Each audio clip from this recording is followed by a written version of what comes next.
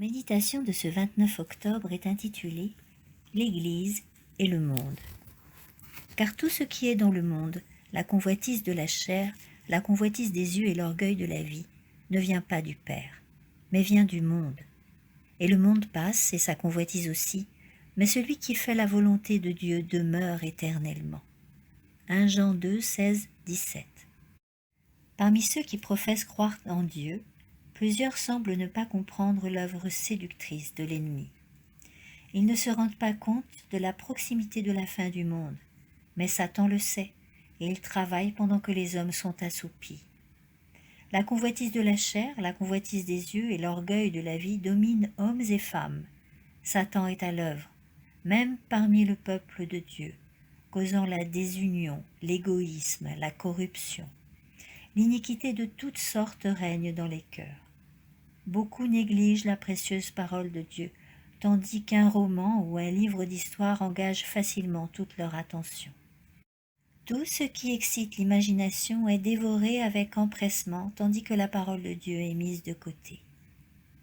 Le monde est le pire ennemi de la religion, car des forces sataniques y sont constamment à l'œuvre, et l'objectif de Satan est de réaliser un tel rapprochement amical entre l'Église et le monde que leur but, leur esprit, leurs principes finissent par s'harmoniser au point qu'il sera impossible de distinguer celui qui professe servir Dieu de celui qui ne le sert pas. L'ennemi travaille sans relâche pour mettre le monde en avant de tout. L'ordre a été donné. Sortez du milieu d'elle, mon peuple, et soyez différents. Ce n'est pas à nous de déclarer « Mon voisin est immergé dans le monde, je ne peux rien pour lui, je ne suis pas son gardien ». C'est précisément pour cette raison que nous devrions avoir quelque chose à lui dire. La lumière nous a été donnée. Nous ne pouvons la cacher sous le boisseau. Les gens peuvent savoir que nous croyons que le 7e jour est le sabbat et dans le prochain retour de Jésus. Mais quel bien cela fera-t-il à notre voisin, à moins de vivre nos croyances dans notre vie quotidienne? Un pur exemple fera davantage pour éclairer le monde que toute notre profession de foi.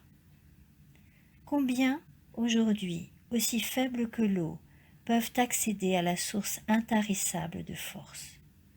Le ciel est prêt à nous revêtir de puissance, afin que, forts en Dieu, nous puissions atteindre la pleine stature d'hommes et de femmes en Christ Jésus. Amen.